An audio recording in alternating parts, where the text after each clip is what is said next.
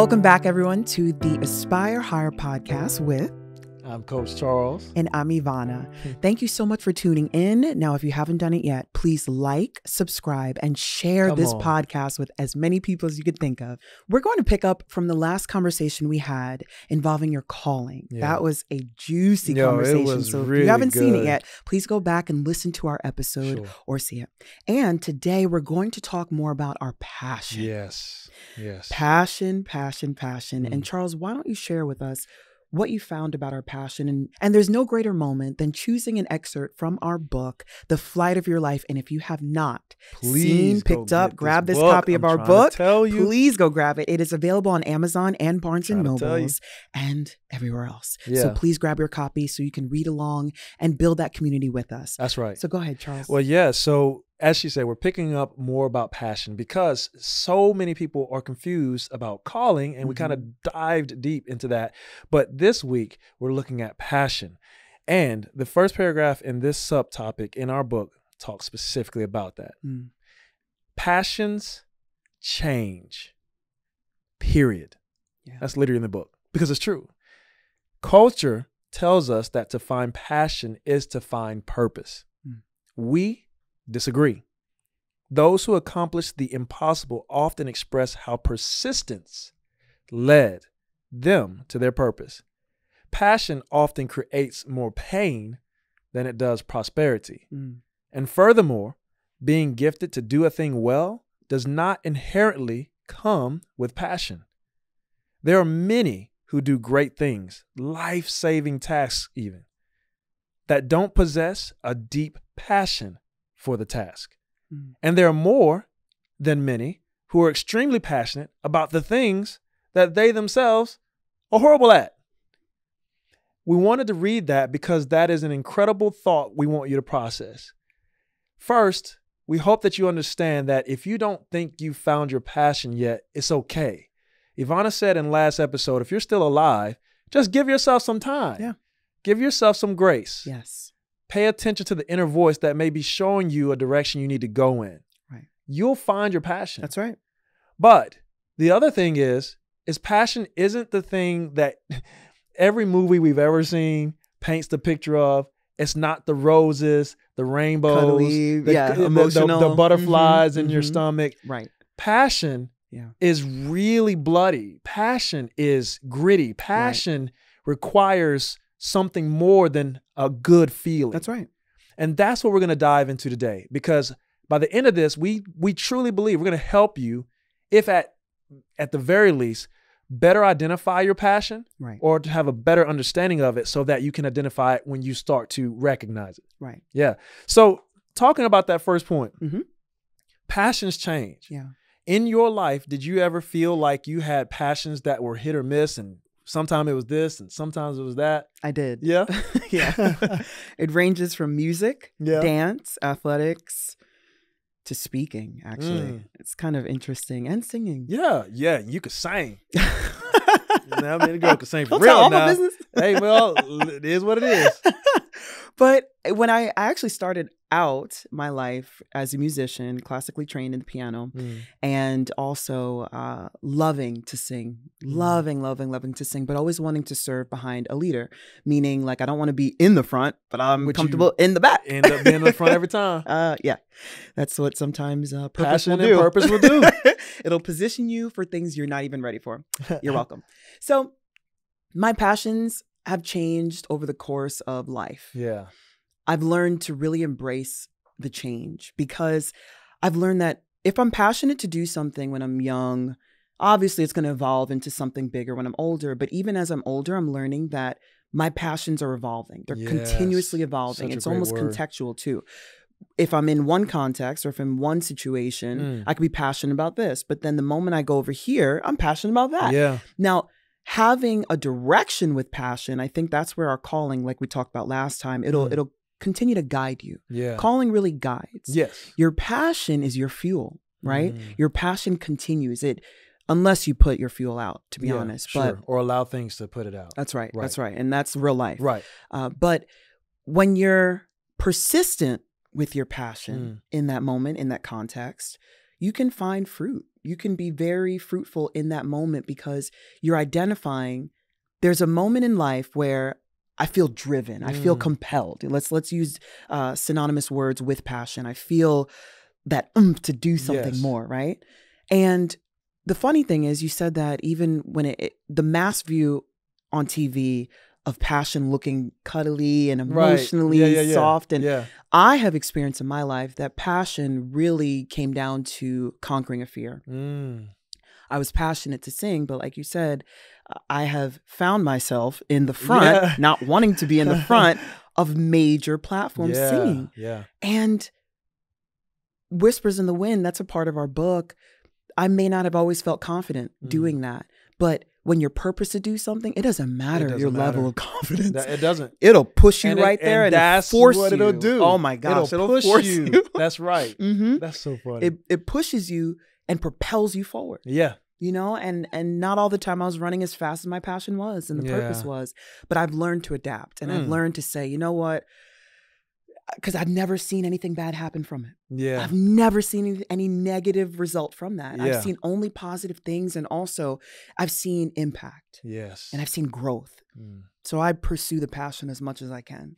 That's awesome. And that's really cool. You took it another way, and you talked about it from a perspective of falling in love almost with passion. Yeah. And not in the sense that you're searching for a passion, you found a purpose. Right. So you're injecting your passion into anything and everything you do because you're a passionate person. Right. We even say that in the book. A passionate person can inject their passion into anything. Absolutely. And I've seen that. Yeah. Well, first of all, they're watching us right now and they can see it in both of us. Yeah. We're passionate about seeing other people's lives be accelerated, and then to help them to define that purpose, and then accelerate other people's lives or businesses or the whole of sports. Charles, can I tell you a secret? Go ahead. Honestly. Carl, you can tell me any secret you want. Relax. All right. Listen. My greatest passion has been a lifelong theme. I want to get people to the finish line of life, of their position, of their moment of triumph, of victory. I love that more than anything else.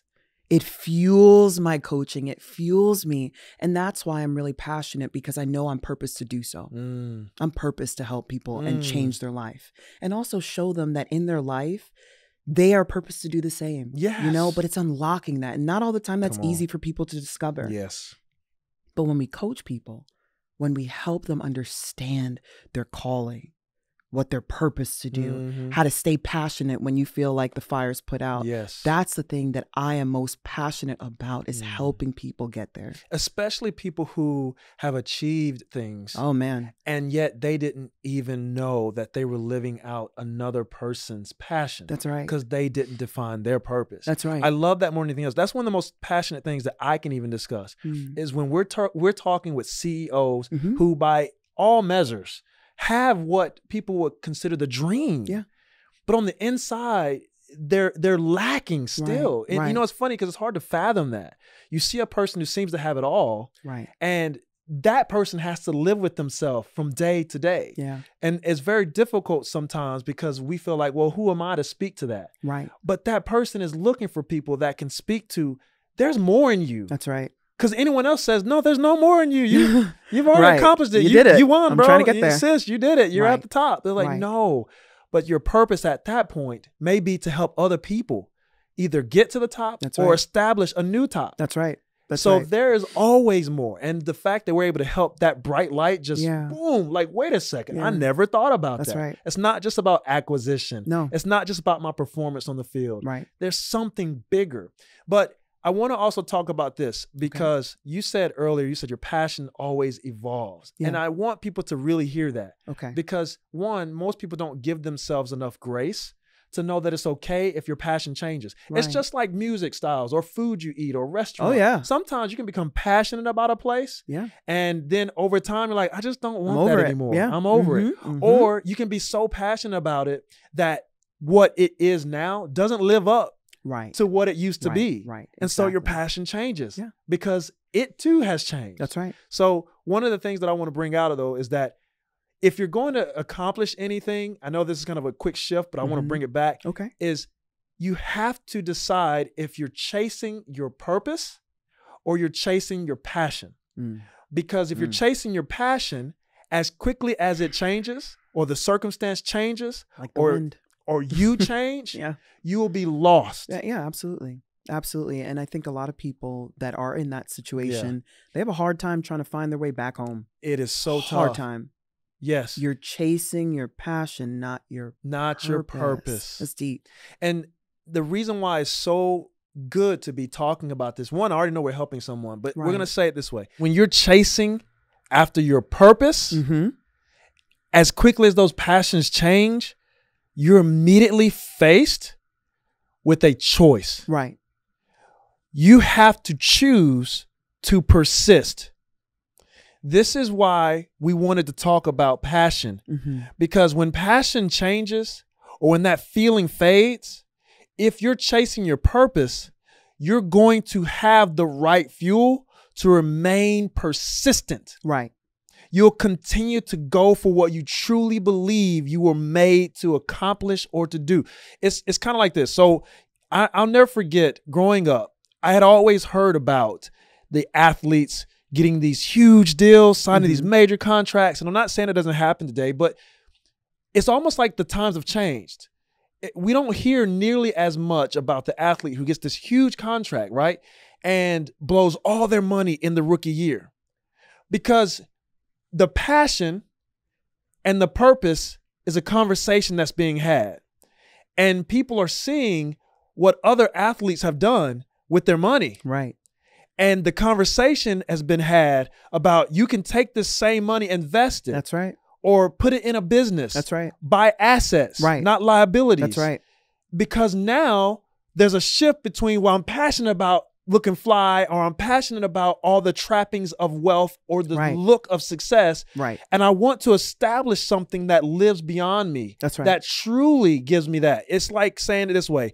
We have gone way past the time of just shut up and dribble, stay in your lane. Yeah. Now people are owning stuff. That's right.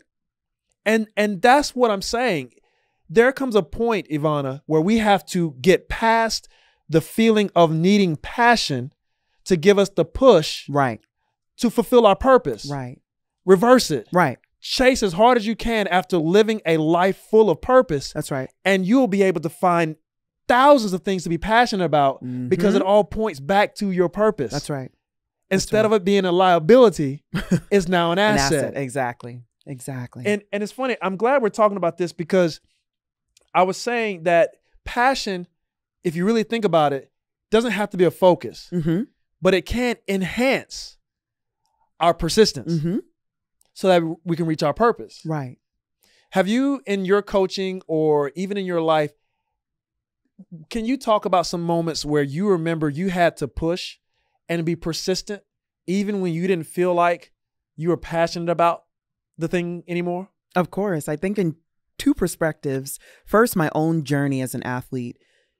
Every single day, I had to find a new I've been through that pursuit for That's why so true. I do what I do and convince myself to continue persevering through the vision that I had. Let me tell you something. I hate to interrupt, but let me ask you this, especially fall conditioning. When any person who's listening to us. Why'd you do that? Oh, because. So for those who don't understand the fundamentals of athletics, you go through a conditioning period. Oh my gosh. It's like having training wheels before you release to ride your bicycle full without speed, them, right? So with that, you go through months of grueling discipline of the body. Oh my God. Grueling. Redisciplining the body. Even if you're elite. Oh yeah, absolutely. You have to go back and it's like regaining NBA, everything NFL, all over WNBA, again. Soccer league. Yeah. I mean, like all of us as athletes We go know. through the intensity of conditioning season. Yeah. Now, some people love it, some people hate it. Right? Right. Some people wake up earlier than everybody else, excited I was that because guy. they want to better themselves. Yeah. And some people are dreading it and hoping to miss practice, right? But the thing about it is, in my life, I've learned that it doesn't matter if I hate it at the moment. Yes. Doesn't matter if I'm disgruntled about going to practice, going to 4 better or my 5 body, a.m., right. fortifying my body so it can actually sustain itself for the whole year. Right. That's the principles of conditioning season. Yes. I started understanding that, yes, I don't like it, but my attitude doesn't have to present itself That's right. like that when I step onto a track, because nobody wants to be around a person Right. that is pessimistic. Their attitude sucks. We should be around people that are like-minded. And we should be those people. Make a difference. Be better, Yeah. you know? And so I may not be passionate all the time about something, but I have an understanding, just like even people that have children. Yes. They're not passionate every day about their child that. or getting them up for school and any of that. Oh my gosh. But to raise up a child who honors you and serves you with their life and their well-doing in their life, that, you know, you do things for the bigger. You do things for the bigger picture. Yes. And you do things for purpose. Yes. Especially when you've unlocked what you're supposed to do with your purpose. I'm glad you said that, because that's exactly what I'm trying to allude to. Because many of you here, you may have been trapped by that. I need to chase after my passion. But your purpose doesn't always feel good. Nope. And if your passion wavers, or one day you feel like, you know what, I just don't want to do this anymore. I'm not saying there's not a point in life sometime where there's some things you need to grow from, move on from. Pivot. Right, and pivot. Right. But I'm talking about when it's like, I have to achieve this thing, but I'm just going to quit. You have to push through and remain persistent, because there's always something bigger at stake. And you know what? To that point, in conditioning season for athletics, you are with a community. Yeah. Very rare that you have, you know, standalone sports like golf where you're not with community. Even golf, you're with your coach. Right. With that being said, when you are pursuing your goal, your dream, your vision, you have to understand that you're not alone in doing so. Sure. And even if you do feel alone, you're with your coach, you're with your athletes, and accomplishing that goal together. Yes. There's no greater feeling, there's no greater emotion than to know that at the end of the year, you gave it all. You did your most, you did the best. And I would say this, at least if you are going through it, it's kind of like Muhammad Ali used to say, if you're going to go through hell, at least get a reward from it. It's the truth. So that conditioning period analogy that we're using, it sucks. Yep. Even if you like it. Right. But I always was of the mindset when I was going through mine. First, there's a few things I'm going to say, but I'm going to just say this first. Right. Is everybody's hurting. Right. There's nobody right now on this track that's being like, I feel great after running those 300 repeats. I vomited, but I feel fantastic. No. Right. And the same thing with life. That's right. There's not a parent in the world who doesn't feel that pain. Right. There's not a person who runs a company who doesn't feel the weight and the pressure and the stress of what it means to lead this company and their people. Everyone is going through something and having to push through it. Yes. So at the very least, you can remind yourself that since someone else is, I might as well fall in love with the process. Might as well. I might as well remind myself of what I'm after. That's right. And say, it hurts a little while right now, but if I can keep being persistent and push toward my goal, I will fulfill a purpose that will elevate my platform and other people. But doesn't that take discipline? Discipline. True. Right. You really can't do it unless you're consistent. Consistent. And disciplined. Man, let me tell you something. I heard this motivational speaker, and for anybody who's listening, if you can find who this is, I would love to talk with him, maybe have him on our show. But he made a statement. He said, many people don't have a consistency problem. Because you can be consistent at anything. I can be consistently lazy. Right. I can be consistently passionate. Right. So what problem is it? He said, but many of them have an intensity problem. Because a lot of people assume that because they're consistent, that they deserve the reward that only persistence can give. Right. Right. You have to be really willing to do this, not just consistently, but also be intensely persistent. Right. That's right. That's right. Because some people don't get to the next level or see their business grow or see their life change or see other people change because they're doing at the bare minimum. Right. And that's what I was trying to say about the conditioning season period. I was the guy that used to drive my teammates crazy until the coach and the team voted me the team captain because I earned their respect. Right. Because I was the guy that, though it hurt, I always came with intensity. Right. Right. I was the guy that was running with the groups that I wasn't supposed to be training with because I was a jumper. I had a specialty. But the 400-meter runners, I would be running with them, beating them, lapping them. Didn't matter. Right. You understand? Mm-hmm. Because I did not have an intensity problem. And everybody would tell me, oh man, watch, everybody looks good the first 2. Everybody looks good the first 3. And they kept saying it until we were done with practice. Mm-hmm. That's right. Because you have to match your consistency with intensity. That's right. So I'm glad you said that because Absolutely. that's another point. And that's what discipline is. Right. And with the discipline, what I was mentioning is that there hasn't been a time in my life where discipline didn't reward itself. Not one. Girl, please say that again. I have never heard anyone say that. There hasn't been a time in my life where discipline hasn't rewarded itself. Not one. No, for real, like this ain't no fake. My mind is blown. It's true. It's true. Talk about that.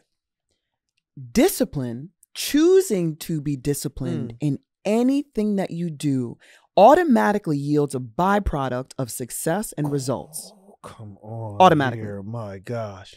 Do you know how hard it is to even get to the point of discipline? Yeah. It's extremely hard. Especially, we bring up athletics a lot because that's our background. That's where we came from. Right. Same thing applies in business. Same thing applies in parenting. Same thing applies in life, right? Same thing applies to if you have a dream, a vision, a goal, you want to see it to its fruition and you want it to be accomplished. Who doesn't want to be accomplished in life? Yeah. There's some. Right. But for the majority, our culture yields accomplishment. It yields success. Many people covet and are envious of other people's successes when they can have their own, right?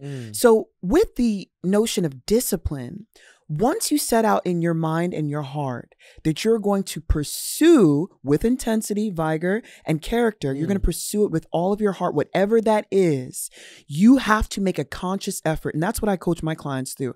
What are we going to do this week to make sure that you have self-control? Yeah. How are we going to accomplish something if you're always napping? We need to get things done. Wake up. Wake up. Wake up and sometimes shut up. Yeah. Wake up and shut up. Kind of works. It kind of works sometimes. That's right. Discipline your lips. You talk too much, you talk yourself out of something. Or talk too much about yourself, which will talk yourself out of something. Let another person praise you first. That's on another level. But with discipline and the structure that I provide my clients, it is systematic, my approach, our approach. It's an incredible approach we've come up with. Thank you, Lord. Because we know through credibility what it's like to always have to put yourself first and put discipline in the seat of grace. I give discipline a seat at my table all the time. Come on now. All the time. All the time. And I'm also honest. Sometimes discipline will be sitting there waiting on me. Yeah, man, listen, bro. Waiting on me. I understand. And I have to move. I have to make a conscious effort of, yep, you know what? That should have been done. That deadline should pass. I should have done it. But you know what? Discipline partnered with grace gives you the ability to say, let me get it right. I'm going to still approach this. Yeah. I'm going to approach it even better because I know I messed up. That's amazing. And you know what's cool about that? Because what you're saying is exactly what we're trying to communicate. You have to get to a point where your purpose is your singular view. That's right. Because if you look, the most successful people in the world, the reason why they're where they are, or they're the examples that we look at, is because they've gotten to a point where they have come in partnership with the doing despite their feelings. That's right. What's feelings have to do with it? It's almost like Tina Turner said, what's love got to do with it? I almost sang it, but I was like, yeah, well, it would have been nice. You'd have crushed it, of course. No. But it's still true. Yes. We have to get to a point where we are okay with the doing despite the feeling. That's right. I may not feel like it, but I have to if I'm going to get the result I want or the purpose that I want for my life. We both worked in business. We know exactly what that's like to work in a corporate structure, to work as COO. You have to get a lot of things done when you don't feel like it because yet again, there's someone else's vision that depends on you and your fruit, right? So what you can produce. But talk a little bit more, Charles, about that passion and how someone might be able to discover. Yes. You know where I'm heading with that. Well, here's the deal. Yeah. Because passion, for anyone that's listening, is and I hope you got this after hearing us kind of give these great analogies. Right. It's sacrificial. Absolutely. Because you have to sacrifice sleep sometimes. Oh my goodness. To get the thing accomplished. Absolutely. Right. Or maybe it's going to require that you don't go to that party or that gathering or go to that reunion. And again, we're not saying to isolate yourself from your communities. Right. Or what we are saying is that your purpose is trying to bring about a greater community, then you have to do what it takes to see that come to fruition. That's right. And I love this more than anything else. And it almost makes you emotional because you think about it. But I remember when I first found this in the dictionary. Okay. If you were to look up the word passion, one of the definitions in the Merriam-Webster's dictionary is the passion or suffering of Christ. And I say this to people. We have clients that don't even believe in Jesus, don't talk about Christianity, but they understand what we're saying when we tell them this. Right. You don't have to be a believer to even understand what I just said. Right, of course. If you're not in a place in your life where you are willing to lose anything and everything that it requires to give it up, to lose your sense of pride and ego and self, to achieve this greater mission, vision, or purpose, then you do not have a passion. It is a hobby. It is something you like, not something that you love. Wow. And I pray that when you heard that just changed your life the way it changed mine. Yeah. I was listening to Coach Prime. Shout out Coach Prime, JSU. I love what you guys are doing out there. But one of the things in an old interview that surfaced came up, he was talking about the newer generation. And again, we're not knocking on any generation of people because there's greatness in all of us. And that's what we want to help people find.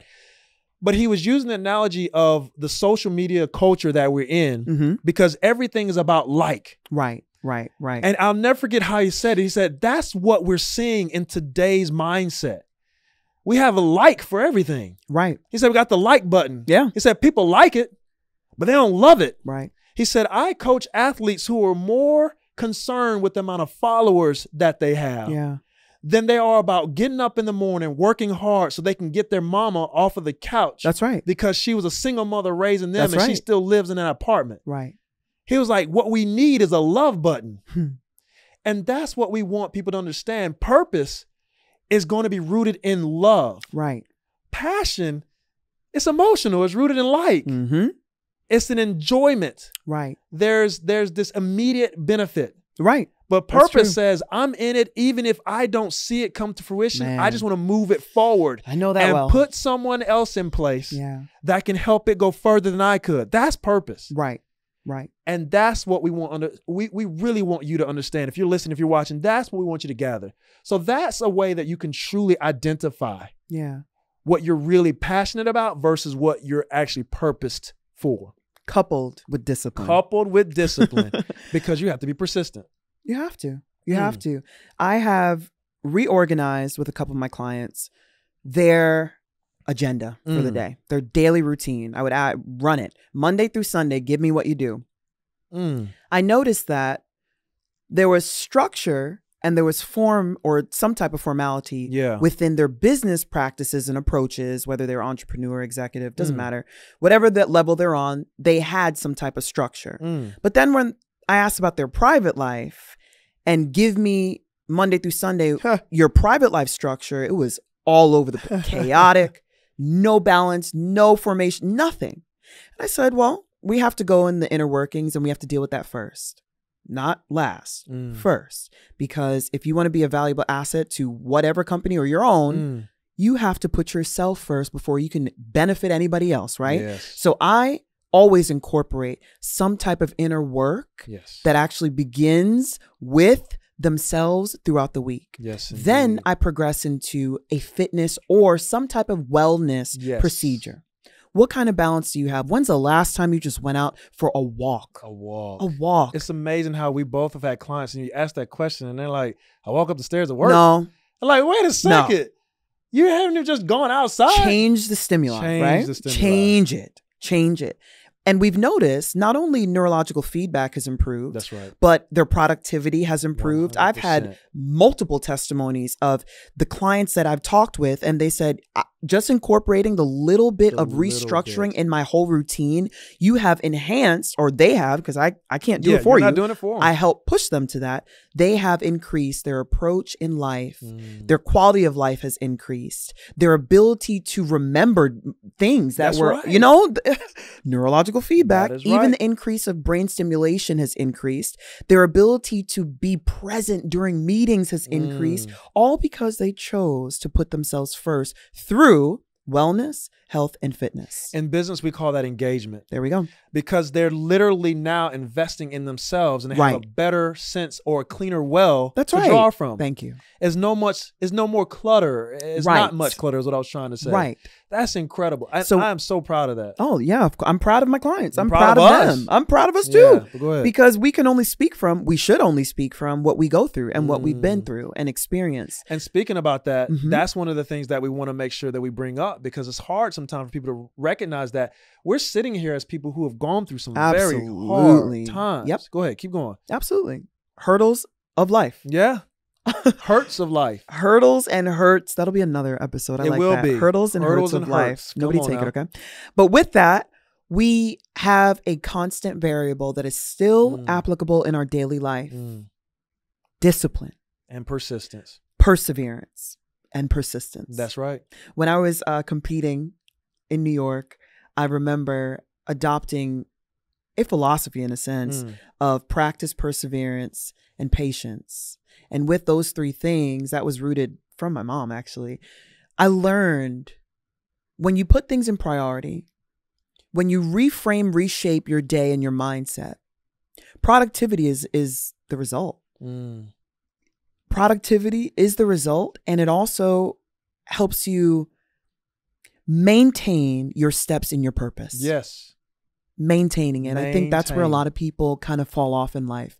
They don't know how to maintain themselves. They let alone don't know how to maintain the inner parts of themselves, let alone their businesses.